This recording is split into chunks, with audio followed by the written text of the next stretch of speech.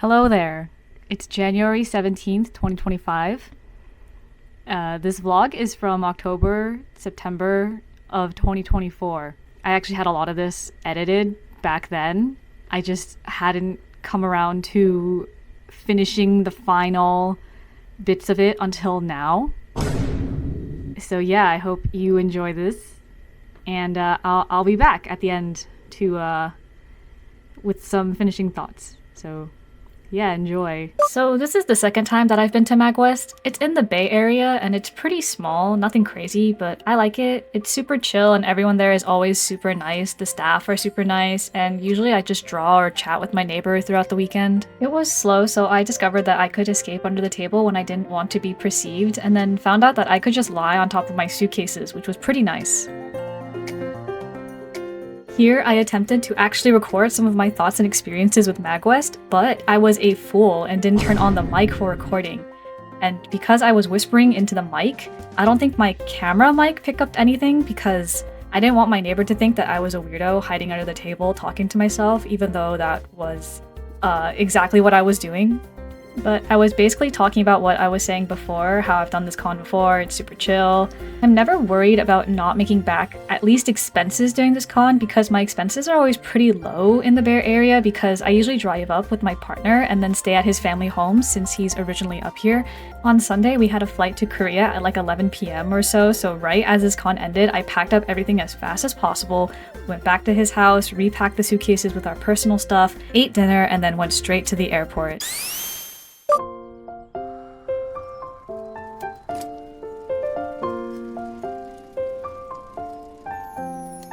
We stayed at this hotel in Itaewon, and I'm 90% sure that it was a love hotel, not just because of this metal BDSM bunny in the lobby, but when you walk into the hotel room, the bathroom is fully transparent with like glass walls surrounding it looking in. There was like a strip of this like matte glass where if you were standing straight up, it would cover most of your body, but if you really wanted to, you could fully watch someone taking a shit in there. Like, I hope all of that made sense, but anyways.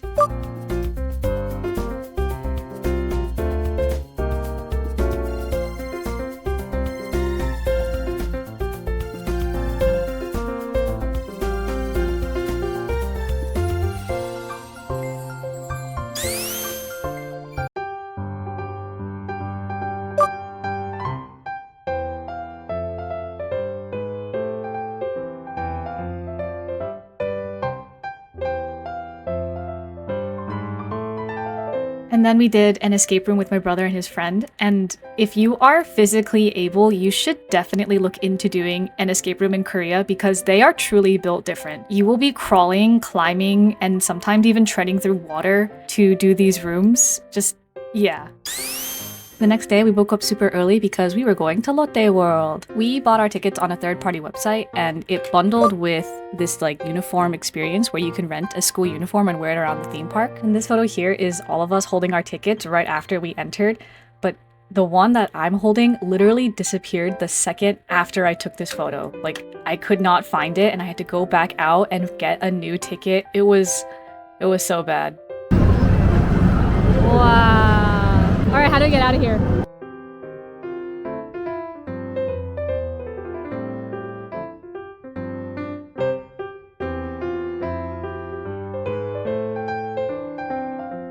Wow, look at all this. PUBG!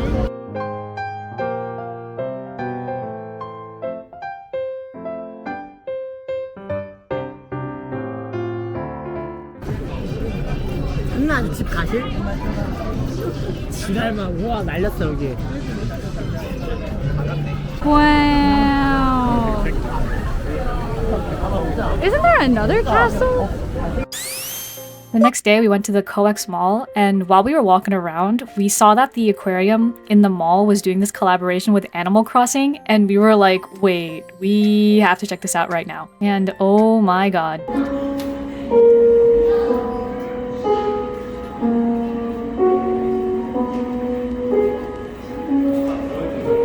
Like, just listening to the music and seeing the placards from the game was so good. Just the simplicity of it. And then I also paid extra to participate in the stamp rally, where in each like main exhibit you get a stamp, and then if you complete it, you get a sticker sheet at the end of the visit. I've caught these. I've caught these.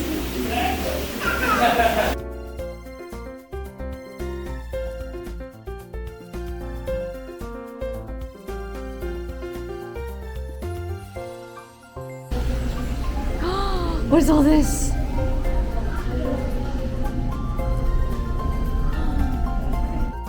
It was nothing. It was a kid's station.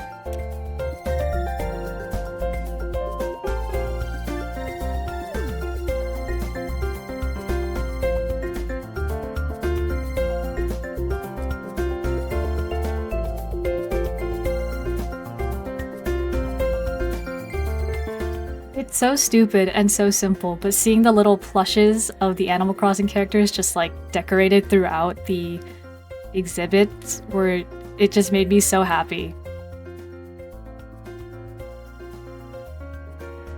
After the aquarium, we met up with my brother at this cafe that was aquarium themed, fish themed. What the fuck, man? What the fuck? And the COEX Mall is in Gangnam, so we had to go and see the Gangnam Style statue. Oppan Gangnam Style. This was just a travel day from Korea to Japan, and while at the Incheon airport, we tried to do the Valorant challenge.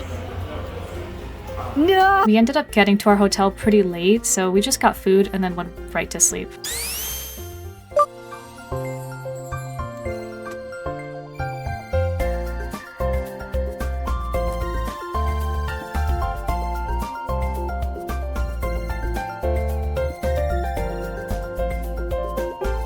So after the castle, we went to the Nintendo store in Osaka, and we spent a lot of money. And not only that, it was also super crowded because I think this was a Saturday, and this floor also shares the same space as like the Pokemon store, the Capcom store, and the Mugiwara store. And we didn't buy anything at the Capcom store, I just thought it was cool to look around. We did buy some things at the Mugiwara store, but the more important thing is that they sold cologne of different one-piece men, and I smelled them all. Our hotel was pretty close to Dotonbori, so we come here pretty often, but on the first night, like real night, we went and we just looked at stuff, and it was so overwhelming. There was so much to look at. It was also disgustingly crowded. I think it was just because it was the weekend, but it was so crowded. The Don Quixote was actual hell. A quick thing about this melon bread, we saw the stand, it had a huge line, and we were like, oh, that looks really good, so we got one.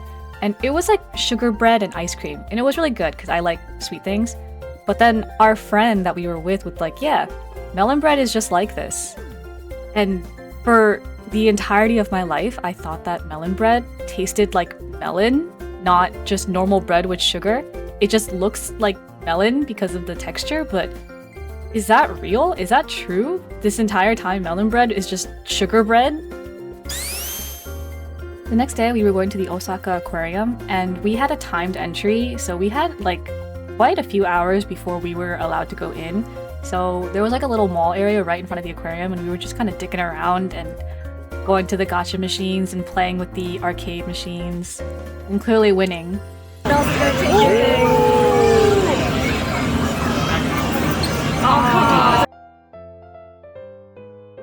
But yeah, once we got inside, I paid a little extra to get this stamp rally booklet, where in a bunch of exhibits there is a little stamp station that you can stamp your card with. Oh Lord, he coming. Look at it!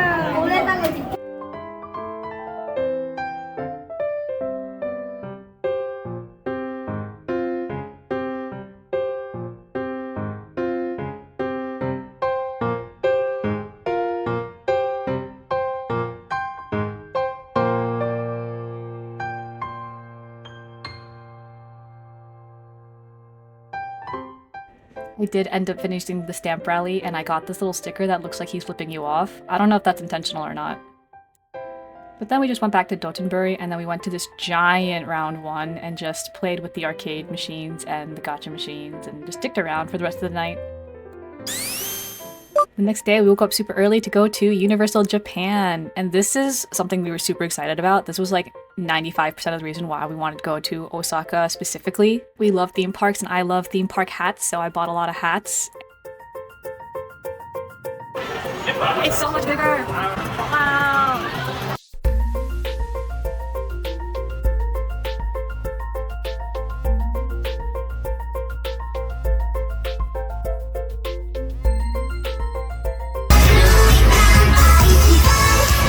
A really confusing thing about buying tickets at USJ is that if you wanted to go into Nintendo World, you have to get a timed entry. And when we were looking, all the timed entry tickets were unavailable. But you can pay extra for like random shows throughout the park, and that will give you timed entry into Nintendo World. I think it's to like boost sales. So we were looking at it and maybe it was a translation error, but we had to buy this Pokemon show, which we had no idea what it was. And that gave us timed entry into Nintendo World. But in the description it said the show would be in Nintendo World. So we're like, okay, we'll just spend all day in Nintendo World. Turns out it's not. So we were in Nintendo World and we were like, where is the show gonna start? Because there's no room in here. And then we asked the guy and the guy was like, oh yeah, you have to leave to go to this special stage area. And we were like, oh, that sucks. But anyways, it was overall still a fun park. Not gonna lie, the music really slapped, and I tried looking for it on YouTube, like just the music, and I don't think they released that yet.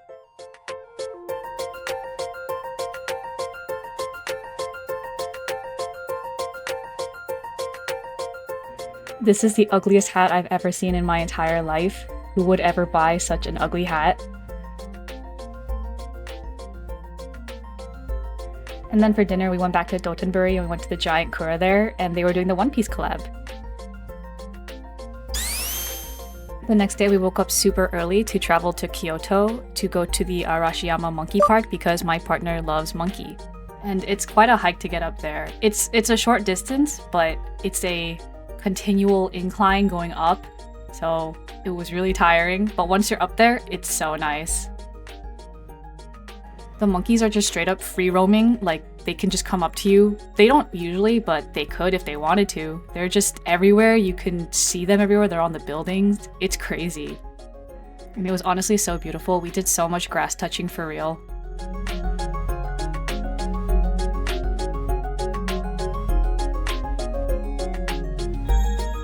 We made our way back down, and the area around there is very touristy, but you can also walk to the Arashiyama bamboo forest, so we went over there, and it was pretty nice. We then traveled to the Kiyomizu-dera temple, and it was so fucking crowded. There were so many people there, but it was really nice. It was really cool to walk around there, and it just reminded me of that episode of Lucky Star. And then in the evening, we traveled to the Fushimi Inari shrine, and it was like closed basically, and so there was nobody there, but it was also super dark and really scary. But there were cats because there was nobody there. Since it was our last evening, we went back to the hotel and I basically just packed all of our shit. I think the flight for the last day was kind of later in the day, so we spent the morning to afternoon kind of dicking around Dotonbori because it was so close. And we went to Kura Sushi again because it's so cheap and we love sushi, so as our last meal we went there. So yeah, we just traveled to the airport, got on our plane, which was very empty, and we got the whole row to ourselves, and basically just passed out for the entire flight. So we did have one buffer day between setup and when we landed, so that was when we were just trying to readjust to the time zone again. And my partner came and helped me set up even though we were both tired, which was really nice of him. And then we went to Spirit Halloween because we like Halloween. I got absolutely no footage of this con. We were so dead. I was so tired, but it was a good con overall.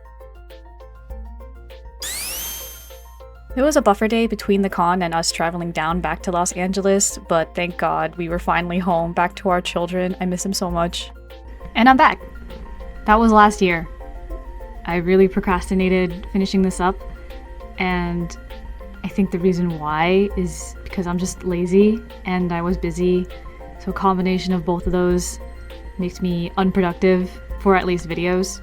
I hope to vlog more in 2025. That's my New Year's resolution. Hopefully, I stick to it. I really want to. I think it's fun. I think it's fun editing it. It gives me an excuse to film things so that I can watch back on it later in life. It's like a nice little diary for myself. So far in 2025, my convention RNG is not so good. I didn't get into KawaiiCon or MomoCon or something else. I don't remember off the top of my head. But I will be at FriendFest, SJ Made, and then I will be at Level Up Expo, and I might be at Fanime. I'm not sure. I haven't confirmed it with like payment or signing a contract, but we'll see. And then other than that, I'm gonna try to do more home style vlogs maybe, because I'm making new crew necks this year, which I told myself I would never do because they are such a pain in the ass to